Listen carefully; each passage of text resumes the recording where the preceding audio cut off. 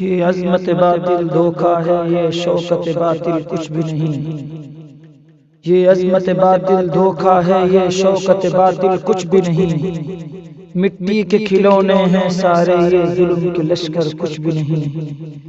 اللہ سے ڈرنے والوں کو طاقت سے ڈرانا مشکل ہے۔ اللہ سے ڈرنے والوں کو طاقت سے ڈرانا مشکل ہے۔ جب خوف خدا ہو دل میں تو یہ قیصر و کسریٰ کچھ بھی نہیں۔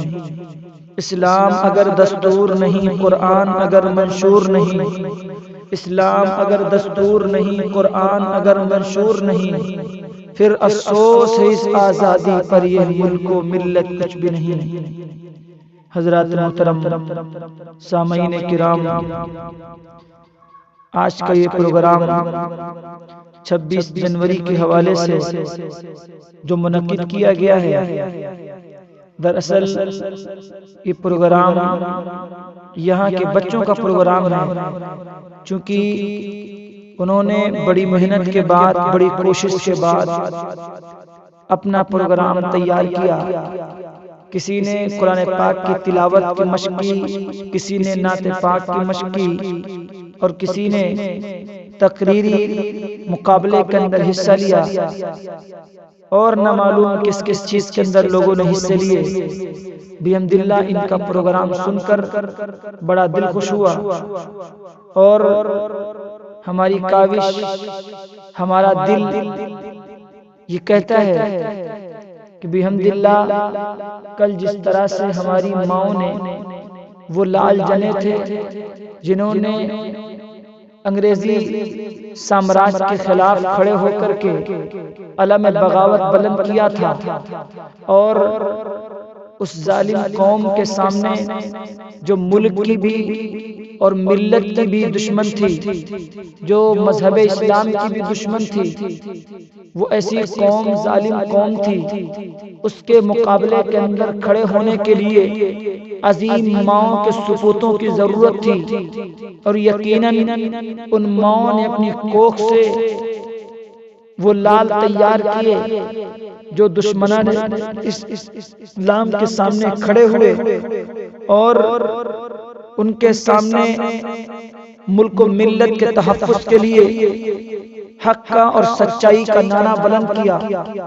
ان میں سے ہر کسی شخص نے اپنے اپنے معیار کے مطابق اپنی اپنی قربانیاں پیش کی۔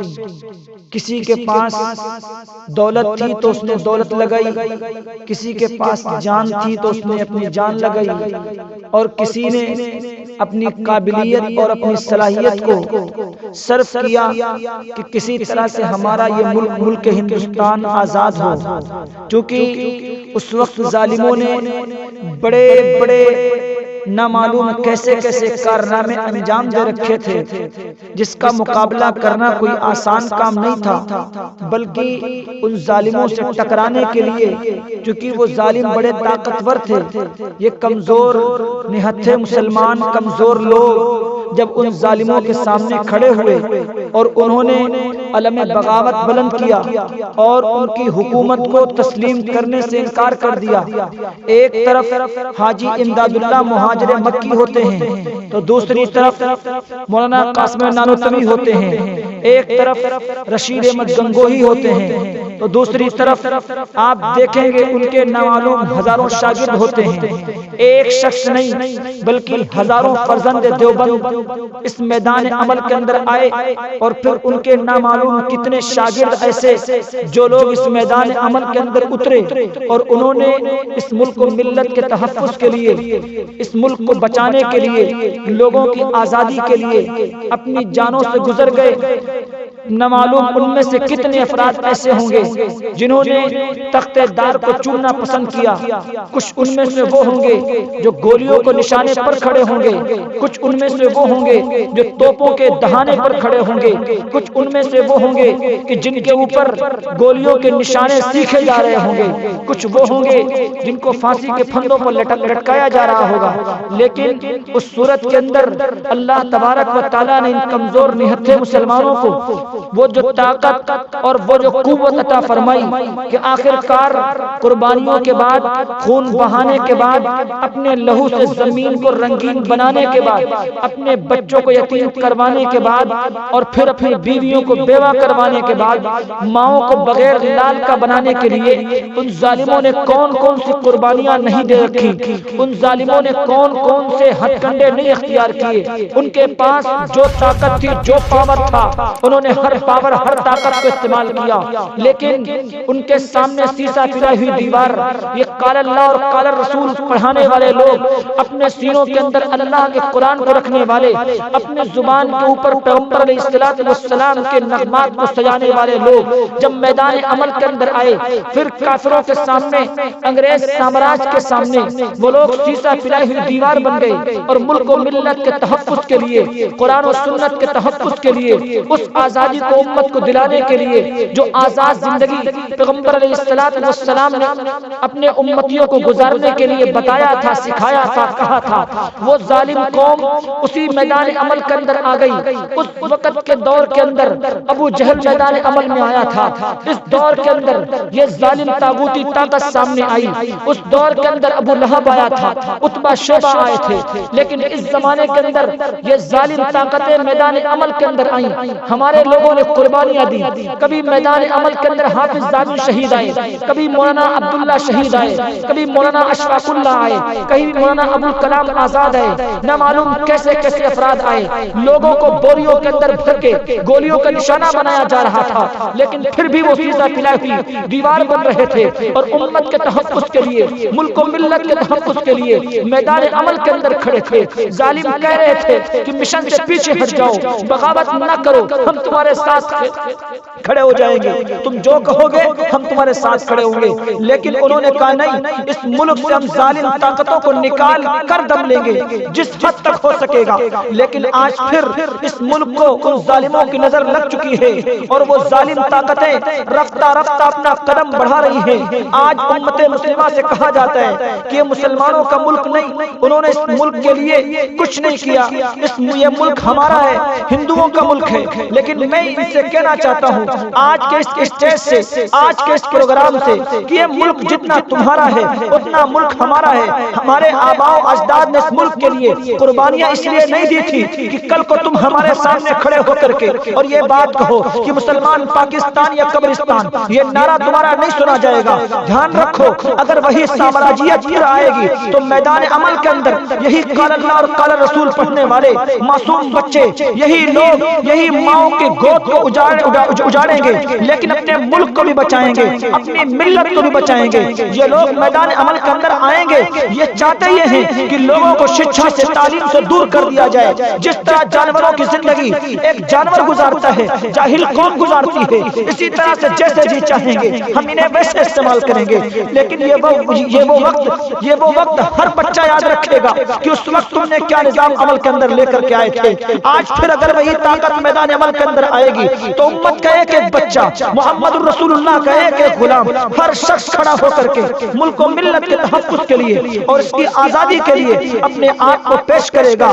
صرف یہی تک نہیں، ہمارا 10 سال کا بچہ بھی جو قال اللہ اور قال رسول اپنی زبان سے کہتا ہے، وہ معصوم بچہ جو اپنی زبان کے اوپر کلمہ سجاتا ہے، لا الہ الا اللہ محمد الرسول اللہ، وہ معصوم بچہ جو ایک ملت کی محبت اپنے دل کے اندر رکھتا ہے، وہ معصوم بچہ جو صبح کو گھر سے نکلتا ہے امی اور ابو کے پیار کو لے کر کے، وہی بچہ کل میدان عمل کے اندر آ کر کے اور پھر طاغوتی طاقتوں کا مقابلہ کرے گا۔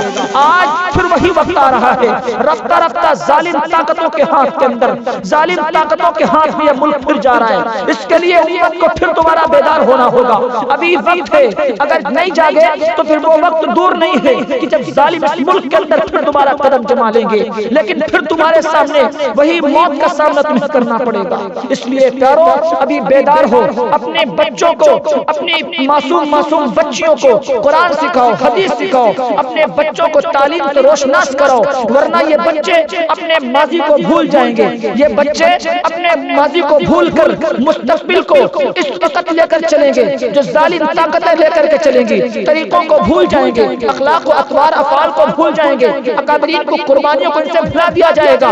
100% قربانیوں میں سے صرف 5% قربانیاں امت کے سامنے پیش کی جاتی ہیں۔ کالج کے اندر دیکھو ڈانس ہو رہے ہیں، کالج کے اندر دیکھو گانے بج رہے ہیں، لیکن قال اللہ قال رسول سنانے والے لوگ یہ کل بھی جنگ آزادی کا مشن لے کر چلے تھے، یہ لوگ ان لوگوں نے کل بھی تحریک ریشمی رومال چلائی تھی، اور یہ لوگ آج پھر میدان عمل کے اندر آتے ہیں۔ آپ کالج کا رخ کرو، آپ کسی یونیورسٹی کا رخ کرو، وہاں پر آپ کو اس دن نہ معلوم کیسی کیسی حرکات اور سکنات دیکھنے کو ملے گی، لیکن یہ امت کے دیوانے، یہ سفید کپڑوں کے اندر ملبوس لوگ، یہ معصوم بچوں کو لے کر کے وہی جنگ آزادی کا مشن پھر لے کر چلتے ہیں، وہی خوشیاں پھر لے کر میدان عمل کے اندر آتے ہیں، لیکن ہماری یہ قوم نہ معلوم کہاں سوتی چلی جا رہی ہے۔ ہمیں پھر وہی بات کہی جا رہی ہے کہ اس ملک کے اندر مسلمانوں کا کوئی حق نہیں۔ میں کہتا ہوں کہ جس طرح مسلمانوں کا حق ہے اس ملک کے اندر، جس طرح حق کافروں کا ہے اسی طرح حق مسلمانوں کا ہے، چونکہ مسلمانوں نے اس ملک کی آزادی کے لیے قربانیاں دی ہیں،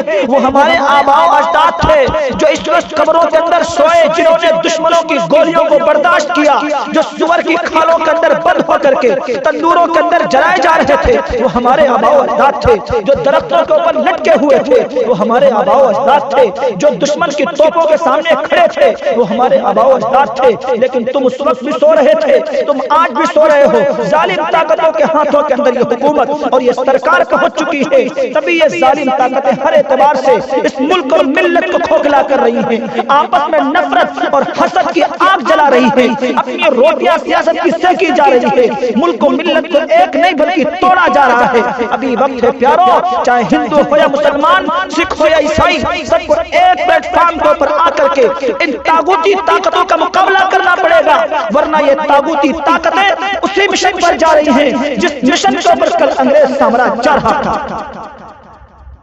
ضرورت ہے بیدار ہونے کی، ابھی وقت ہے، نفرت کی آگ کے اندر مت جلو، قوم کو مت جلاؤ، ورنہ قوم جل کر کے راکھ ہو جائے گی۔ ان معصوم بچوں کے سامنے ان کا ماضی پیش کرو، ورنہ یہ معصوم بچے اس دہکتے ہوئے انگاروں کے اندر گریں گے، ان کا مستقبل نہ معلوم کدھر مڑ جائے گا۔ انہیں ان کا ماضی یاد دلاؤ، ان کو گانوں کے اندر مت ڈالو، ان کو عیاریوں کے اندر، مکاریوں کے اندر، فحاشی کے اندر، عریانیت کے اندر مت ڈالو، ان کو سکھاؤ قال اللہ قال رسول، ان کو سناؤ علماء کی قربانیاں، ان کو سناؤ ان اکابرین کی قربانیاں۔ جب تم انہیں سناؤ گے تو پھر ان کا بھی ماضی وہی بنے گا جو کل ماضی ہمارے اکابرین کا تھا، جو کل قربانیاں ان کی تھیں، ان کے اندر بھی وہی جذبہ، وہی شوق، وہی جوش پیدا ہوگا۔ اس لیے پیارو، ابھی وقت ہے، یہ ظالم طاقتیں آئے دن تمہیں تقسیم کرتی ہیں، کبھی کسی مسجد کے نام کے اوپر، کبھی کسی مندر کے نام کے اوپر، کبھی کتابوں کے نام پر، کبھی ہندو اور مسلمان کر کے آپس میں تقسیم کرتی ہے۔ یہ کھیل ان کا نہیں ہے، ان کے کمزور دماغ کے اوپر انگریز سامراجیت کا نشہ چڑھ گیا ہے، یہ لوگ اس غرور کے اندر ڈوب رہے ہیں۔ اس لیے پیاروں، بیدار ہو، ملک کو بچانے کے لیے، ملت کے بچانے کے لیے۔ مولانا محمود مدنی صاحب بڑے عظیم لیڈر ہیں جمعیت کے، اللہ تبارک و تعالیٰ ان کی عمر دراز فرمائے۔ ان سے کسی شخص نے سوال کیا کہ یہ بتاؤ کہ اگر بات ملک کی آئے اور بات دین مذہب اسلام کی آئے، تم دونوں میں سے کس کا سپورٹ کرو گے، ملک کا یا پھر اپنے دین مذہب اسلام کا؟ بڑا عظیم جواب دیا، عظیم لیڈر نے عظیم جواب دیا۔ کیسا عظیم جرنیل ہے امت کا، کیسا جواب دینے والا شخص ہے۔ یقیناً دل تو یوں کرتا ہے ہر شخص یہی کہتا ہوگا، اے کریم اللہ ہماری عمر اس شخص کو لگ جائے۔ کیسا عظیم جواب دیا، کہا تم بتاؤ تمہارے پاس دو آنکھیں، دونوں میں سے کون سی پھوڑی جائے؟ وہ کہتا نہیں دونوں سلامت رہیں۔ کہتا بس مسئلہ یہی ہے کہ دین بھی سلامت رہے، ملک بھی سلامت رہے، ہم نہ ملک کو چھوڑیں گے نہ دین کو چھوڑیں گے۔ جس طرح دونوں آنکھوں کا ہونا ضروری ہے، اسی طرح ہمارے لیے دونوں کا ہونا ضروری ہے۔ کیا عظیم جواب دیا! اس لیے ایسے عظیم بچے، ایسے عظیم افراد پھر تیار ہوں، میدان عمل کے اندر آئیں۔ وہ کب آئیں گے؟ جب یہ لوگ تعلیم سے روشناس ہوں گے، ان کے قلب و ذہن کے اندر تعلیم کا نشہ چڑھا ہوا ہوگا۔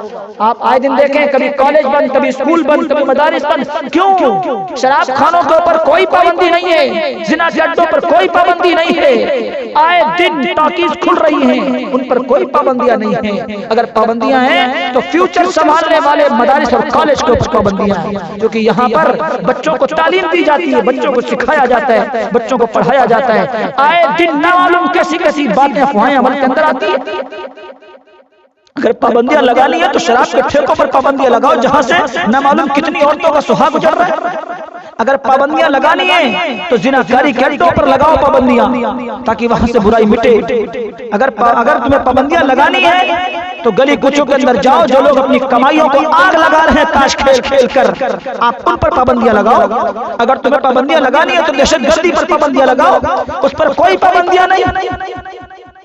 پابندی ہے تو مدارس پر، پابندی ہے تو مساجد پر، پابندی ہے تو دھارمک استھلوں پر۔ کیوں ان پر پابندیاں؟ کیوں؟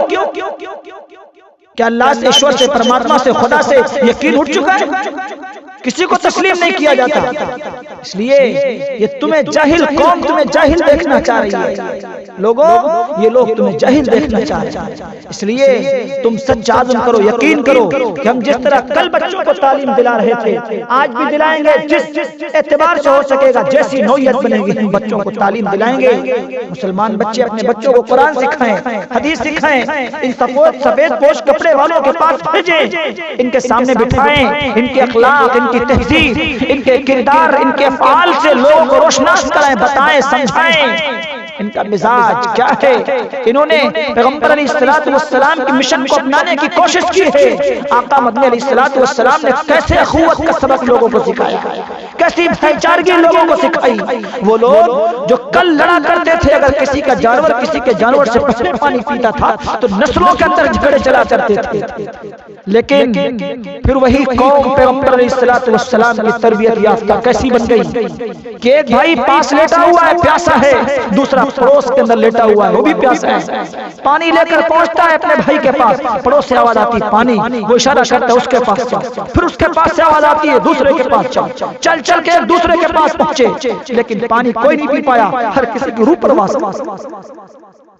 یہ سے پیروکار تھے پیغمبر علیہ السلام کے، یہ سبق دیا آقا مدنی علیہ السلام نے، جن کی شان میں آج گلی کوچوں کے اندر گستاخیاں کی جا رہی۔ یہی ہے ملک کا دستور، یہی ہے ملت کا دستور۔ یہ چاہتے ہیں کہ کسی کے پاس نہ دین کی تعلیم ہو نہ دنیا کی تعلیم۔ جاہلوں جس طرح سے جانور زندگی گزار رہا ہے، ایسے زندگی ان کی گزرے، لیکن نہیں، تم سچا عزم کرو دل سے۔ اے کریم اللہ، ہم سچا وعدہ کرتے ہیں کہ ہم اپنے ہر بچے کو تعلیم سکھائیں گے۔ دلاؤ گے تعلیم؟ سکھاؤ گے؟ وعدہ کرتے ہو؟ سارے ہاتھ اٹھا کے بتاؤ کون کون تعلیم دلائے گا؟ پکی بات ہے۔ اللہ تبارک و تعالیٰ سب کے ہاتھ کو قبول فرمائے۔ اللہ تبارک و تعالیٰ اس ملک و ملت کی حفاظت فرمائے، اور اس ملک کے خلاف اٹھنے والی نظروں کو کریم اللہ یا آپ انہیں سمجھ دے دیجئے، یا پھر کریم اللہ انہیں نست و نابود فرما دیجئے۔ ان ظالم طاقتوں کو یا اللہ پست کر دیجئے۔ انہم یکیدون کیدا واکید کیدا فمہل الکافرین امہلہم رویدا۔ وآخر دعوانا الحمدللہ۔